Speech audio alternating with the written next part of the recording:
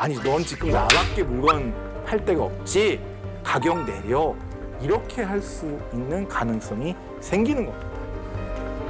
그래서 미국은 GM이라는 커다란 자동차 회사와 피셔 바디라는 차의 모양, 그 차체를 만드는 회사가 옛날에 있었는데요.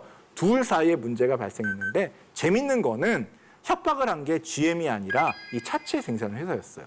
왜냐하면 GM 자동차는 우리가 이 차체를 생산 안 해주면 공장이 멈춰야 돼요. 그러니까 우리가 다 만들게요 한 다음에 가격 올려주세요. 이렇게 나간 거예요. 그래서 둘이 상당히 큰 갈등이 옛날에 발생했죠. 그래서 남녀 관계도 그래서 좀 경제학적으로 보면 어려운 면이 있는 거고, 왜냐하면 이제 둘이 확실히 결혼을 해버리면 문제가 없는데 그 결혼 전에 밀고 당기는 작업들이 이런 거로 이제 생기는 것이 아닌가 생각이 되고요. 결론은 결혼하고 비슷합니다. GM이 피셔 바디를 합병했어요. 그러면 같은 회사가 됐으니까 튕길 필요가 없죠. 그래서 남녀 관계도 만약에 그렇게 누가 물어보면 핑크로 다 바꾸는데 결혼식하고 일주일 내로 바꿀게 라고 대답하면 정답이 되지 않을까 생각을 합니다. 자, 마지막으로 직장 생활 다니시다가 프리랜서로 나오셨죠. 네, 한 13년 근무했습니다. 예. 수입은 넣으셨죠? 수입은 차츰차츰 조금씩 생기는데 아직 뭐 이렇게 이렇다 할 만큼 드라마틱한 변화는 없고요, 솔직히. 근데 그래요? 자유 시간이 좀 많아진 거? 네, 예. 그거는 좋은 것 같습니다. 아이랑 좀 근데 착취당하시진 않잖아요. 네? 회사에서 착취당하시는 건 없었잖아요. 좀 더 저를 착취해줬으면 좋겠어요. 그러니까 인간에게 자유를 주면 이런 현상이 나타나요. 직장 생활하는 사람이 많이 그럴지 모르겠는데 저도 연세대학교에 대해서 유감이 많습니다. 네. 제가 이제 뭐 한계 경제학이니까 어느 날 불현듯 생각이 났어요. 내 클래스에 1년에 학생 수가 몇인데 그 학생이 등록금 얼마 내는지 알거든요. 근데 그 학생이 대개 6과목을 들으니까 그 학생 등록금을 6분의 1로 나누면 대충 내 클래스에 한 명 들어올 때마다 몇십만 원이 생기는 거잖아요. 그죠? 그걸 곱하기 학생 수로 곱해봤는데 제 월급에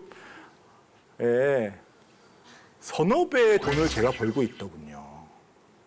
내 버는 돈의 반은 내가 줄 생각이 있었어요.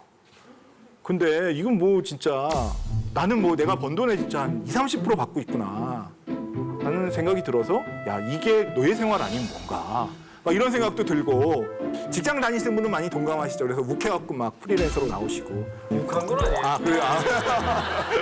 예.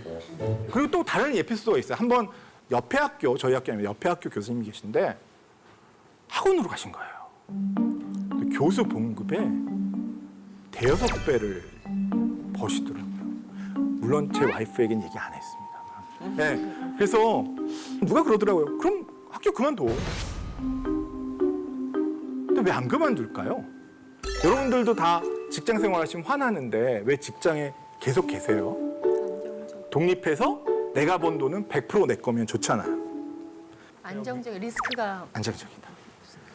저는 100% 동의하고요.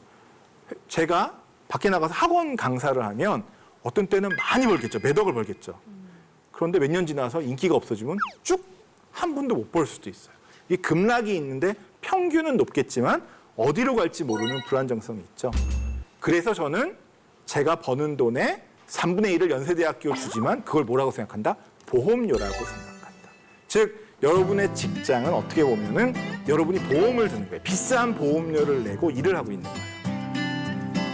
그런데 인생을 살면서 경제학적으로 한번 생각해 볼 게 뭐냐면 자기가 능력이 뛰어난 거는 능력이 뛰어나면 아닌 사람보다 조금 더 좋은 직장, 좋은 수입이 있겠지만 수입을 크게 좌우하는 게 자기가 위험을 얼마나 감수할 용의가 있느냐가 좌우를 합니다. 그러니까 그냥 안정적으로 하면 어떻게 됩니까? 은행에 1% 이자를 받고 정기금으로 계속 묶어놓는 거거든요.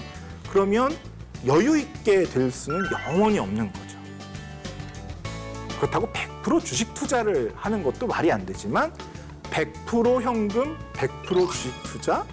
요거는 너무 극단적인 걸 수도 있고, 이게 자기 인생에서도 우리 김정은 선생님처럼 나는 그래도 조금 한번 젊어서 모험을 해보겠다라고 프리랜서로 나오시는 것도 저는 상당히 좋은 추아이라고 생각합니다.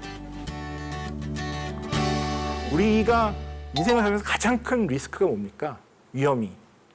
저는 죽음이라고 생각이 드는데 죽음은 끝이잖아요. 뭐 아무리 위험해도. 근데 결국 다 죽어요. 그러니까 인생에서 가장 큰 리스크는 우리가 절대로 피할 수 없는 리스크가 지금 다가오고 있거든요. 근데 그런 큰 리스크 앞에서 우리가 어느 정도의 젊어서의 리스크 테이킹, 위험의 감수는 한 번쯤 도전을 해보고 이런 것도 경제학적으로도 메이크센스한 것이 아닌가.